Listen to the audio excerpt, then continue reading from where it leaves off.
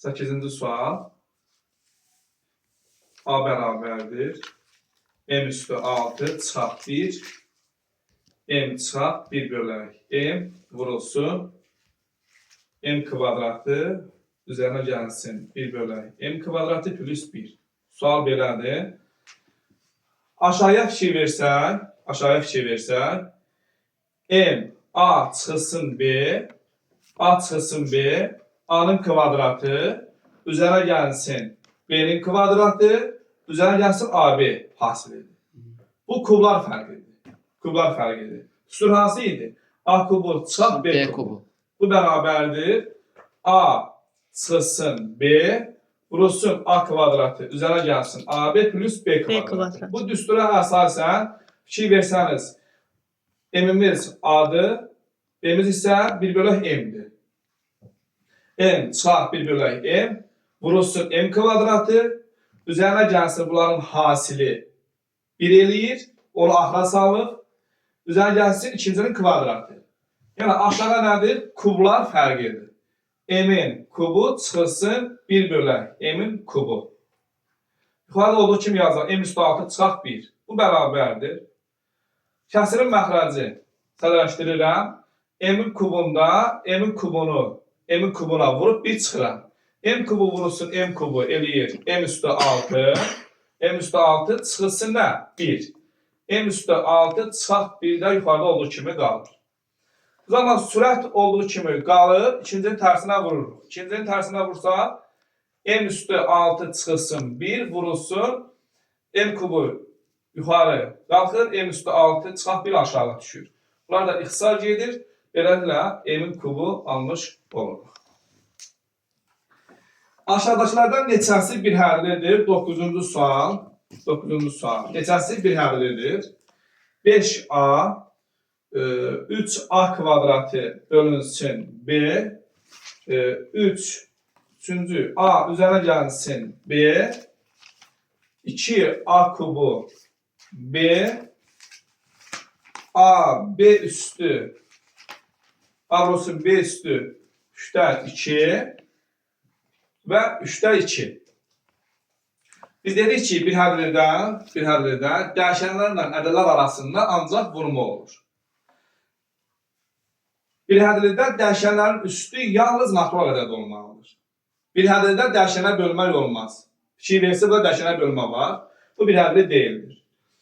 Dəyişənlər arası toplamı olmur, çox hədli olur. Dəyişənin üstü kəsir olmaz. Dəyişənin üstü kəsir olmaz. Bu da bir hədli deyildir. Bir hədli hansılardır? 5A, 2A kubu B, bir də 3'də 2'nin özü. 1, 2, 3. Yəni bu bir hədlidir. 3'də 2 ədəddir, yəni əmsaldır. Bu bir hədlidir. 1, 2, bir də 2A kubu B bir hədli olur.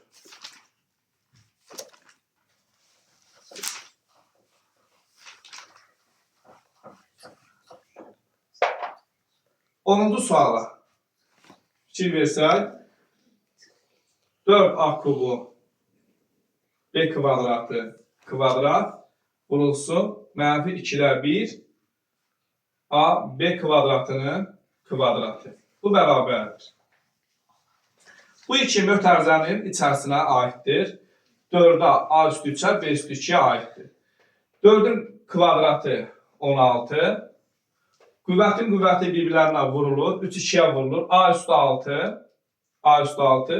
B üstü 4 vurulsun. Mənfi ədədin cüt dərəcədən qüvvəti müsbət olduğu üçün mənfi itir. 4'də 1. A üstü 2, B üstü 4. A üstü 2, B üstü 4. 4 ilə 16 ixtisar gedir. Burada qaldı 4. 4 A üstü 8. 4 A üstü 8. B üstü 8. 4 A üstü 8. B üstü 8. Biz aldıq bir hədli aldıq. Bir hədlinin qüvvəti bilirsiniz ki, dəyişənlərin üstləri cəmidir. Qüvvət 16'dır. Əmsal da neçədir? Əmsal da 4'dür. Yəni əmsal dəyişənin qarşısında duran ədəddir. Misal üçün, x-in əmsalı burada 1-dir. 1 yazılmır. Mənfi x-in əmsalı mənfi 1-dir. 11-ci suala fikir verək.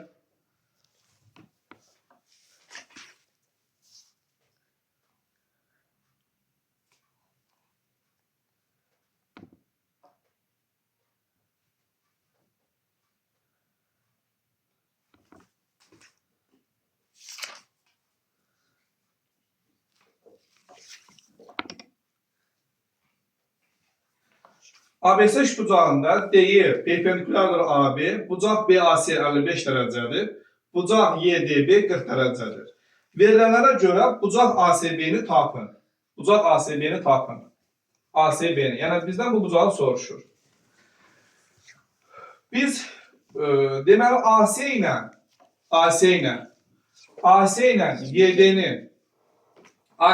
YD-nin kəsişmə nöqtəsini bir F nöqtəsi ilə qeyd eləsək, burada AYF üçbucağına fikir versək, AYF üçbucağı düzbucaqlı üçbucaqdır.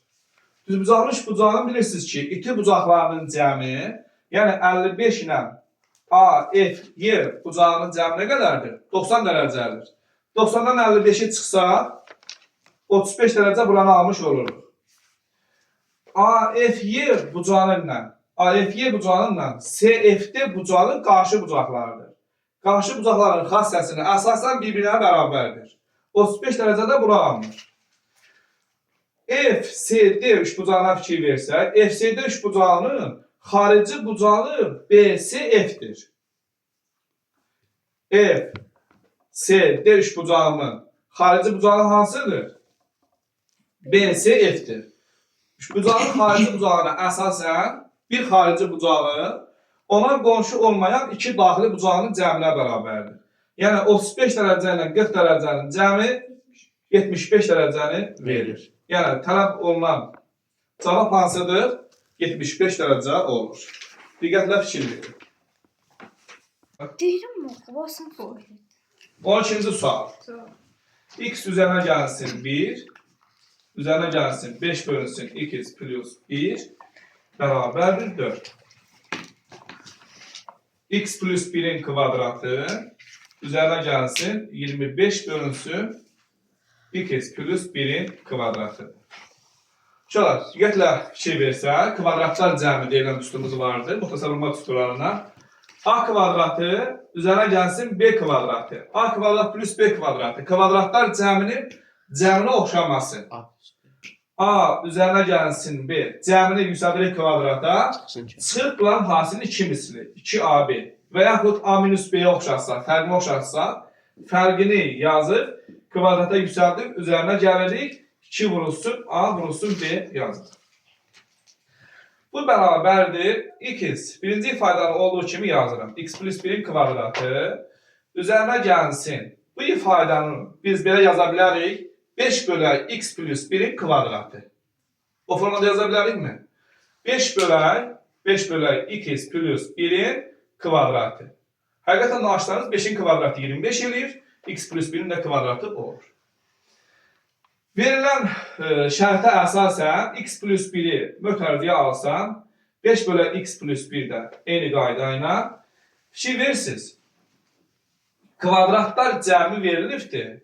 2 ifadanın kvadratlar cəmi verilibdir. Daha doğrusu cəmi soruşur bizdən. 2 ifadanın cəmi verilibdir.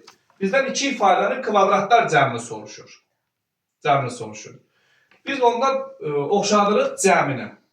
Cəmini oxşadırıq. Çünki niyə? Cəm verilibdir. Bir də izah edirəm. 2 ifadənin cəmi verilibdir. Kvadratlar cəmini bizdən tələb edir. Kvadratlar cəmini yazmaq üçün əvvəlcə cəmini olduğu kimi yazırıq. X plus 1 üzərinə gəlsin. 5 bölünsün X plus 1. Yüksəldirik kvadrata. Çıxırıq bulan hasilin 2 mislini. Yəni 2 vura X üzərinə gəlsin. 1 vurulsun. 5 bölünsün X üzərinə gəlsin 1. Burada X plus 1'lər ixtisar gedir. Bu da bərabərdir. Mötərizəmizin içərisi 4, kvadratı 16. 16 çıxar, 2 vurulsun 5. Yəni 10. Cavab verildi 6. Cavab 6 olur. 13-cü suala baxaq. Modulda 4x çıxaq 12. Üzərinə gəlsin 5x, üzərinə gəlsin 3y, üzərinə gəlsin 30 bərabərdir 0. Ümumiyyətlə, modullar cəmi o zaman 0-a bərabərdir ki, hər biri 0-a bərabər olduqda, modul x üzərinə gəlsin, modul y bərabərdir 0. Və yaxud kök n-ci dərəcədən x üzərinə gəlsin, kök n-ci dərəcədən y, n-imiz burada cüt olarsa, yəni cüt dərəcədən olarsa, bərabərdir 0. Kök altında a üzərinə gəlsin, kök altında b bərabərdir 0. Bu tipli suallara rast gəldikdə hər birini 0-a bərabər eləyirik. Çünki niyə? Birinci moduldan, biz bilirik ki, moduldan ən azı 0 çıxır. Birinci moduldan 0 və yaxud müsbət çıxa bilər. İkinci moduldan yenə 0 və yaxud müsbət çıxa bilər. Bu modullardan hər hansı biri müsbət olub, digəri istər 0 olub, istər müsbət olsa, cəmləri müsbət eləyər. Ona görə burada hər biri 0-a bərabər olmalıdır ki, modullar cəmi də 0-a bərabər olsun.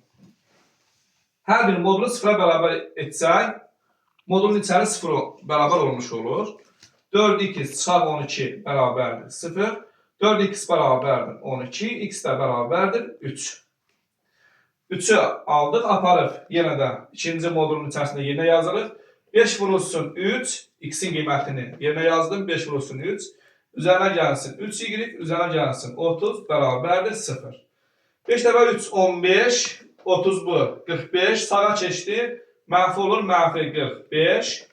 Y də bərabərdir, mənfi 45'i bölürəm 3'ə, elədi, nə elədi? Mənfi 15 oldu. Bizdən də x ilə y-in cəmi soruşur. Mənfi 15-dən 3'ün də cəmi mənfi 12 olur.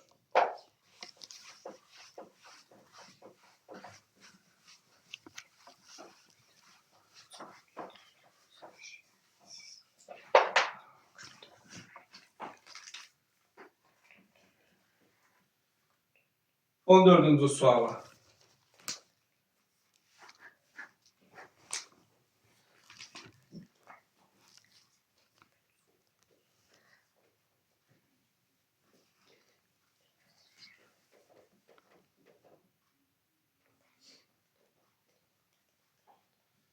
İfadəsinin ən böyük qiymətini tapın. Əvvəla biz fikir verməliyik ki, burada 3 rəqəmli ədəd və 4 rəqəmli ədəd verilir. Rəqəmlərimiz 0-dan 9-a kimidir. Yəni bizim rəqəmlər 0-dan 0, 1, 2, 9-a kimidir. Burada k ilə n 0 ola bilməz. Çünki 0 ilə başlayan ədəd yoxdur. Yerdə qalan 9 rəqəmdən biri ola bilər. Biz ədədin mərtəbə toplananları cəmi şəklində yazsaq, yəni təhlik, onluq, yüzlük, minlik, 1000k, üzərinə gəlsin 100k, üzərinə gəlsin 10k, üzərinə gəlsin k, aşağıdanı 100n, 10n, 1n, yəni 111n. Yəni yerinə yazsaq, nə olar? Bir də deyirəm, mərtəbə toplananları cəmi şəklində açılışını yazsaq. 111 n eləyir. Neçədir bu? 111 n eləyir. 1000k, 100k'da bu 1100k, 1110, 1111k. 1111k xar eləyir. Yəni başa düşdüyünüzdə nə dedim mən? Yəni mərtəbə toplananları cəm şəklində açılışına əsasən biz onu belə yazdıq. Vurulsun 777 bölünsün 3333.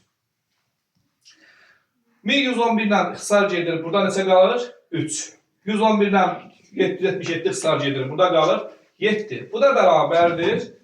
K bölünsün n vurulsun 3'dən 7. Siz bilirsiniz ki, vuruq alınmış nəticəmiz bizim hasilimizdir. Vuruq alınmış nəticə hasildir. Hasilin ən böyük olması üçün vuruqlar nə qədər çox olsa, hasil də çox olar. Burada ikinci vuruğumuz sabit bir ədəddir. İkinci qrup nədir burada? İkinci qrup sabit bir ədəddir. Birinci qrupa fikir verək. Kəsir K bölək N ən böyük olmalıdır. Kəsirin nə zaman ən böyük ola bilir? Məxrəc ən kiçik, düzdürmü? Kəsir nə zaman ən böyük ola bilir? Məxrəc ən kiçik, sürət isə ən böyük olduqda. Məxrəcin ən kiçik qiyməti olaraq 1 verə bilərəm. Yəni rəqəm olaraq ən kiçik rəqəm 1-dir. 1 verə bilərəm. Elə mən 1 verə bilərəm. Yeni yerinə 1 yazıram. K'mız da ən böyük olmalıdır. Ən böyük rəqəm 9'dur. K'nın yerinə 9 yazırıq. Beləliklə biz alırıq. 9'u vururuq 3'dən 7'yə. Bunlar ixtisar gedir. Burada 3 qalır. 3'ü vururam 7'yə. 21. Demək, bu hasilin ən böyük qiyməti neçədir? 21 olur.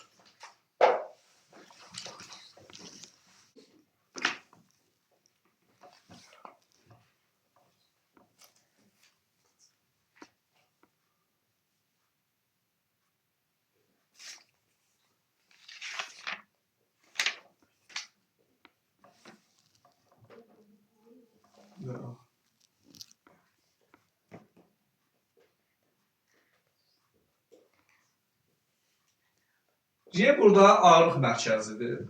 Ağırlıq mərkəzi nədir? Medianların kəsişmə nöqtəsidir. Medianların kəsişmə nöqtəsi ağırlıq mərkəzidir. Aydındır? Medianların kəsişmə nöqtəsi nədir? Ağırlıq mərkəzidir. Yəni, demək ki, onda BN mediandır, AY mediandır, CD də mediandır. Median nə edir? Median tərəfi yarıya bölür. Tərəfi yarıya böldüyündən NC ilə də AN bərabər olur. Demək, x'imiz də 6 olur. Sonra AD ilə də BD bərabərdir. Z'imiz də 10 olur. BY ilə də YS bərabərdir. X'imiz də neçə olur uşaqlar? 7 olur. Aydındır. X'imiz də 7 olur. İndi beləliklə biz üçbucağın perimetrini hesablayaq. Üçbucağın perimetri nə olur? P bərabərdir. 20 üzerine gelsin 14, 20 üzerine gelsin 14, üzerine gelsin 12. Cevap eləyir 46. Düzdür uşaqlar? 20 üzerine gelsin 14, üzerine gelsin 12. Cevap 46. Demək, bu cevabımızın perimetri neçədir? 46'dır.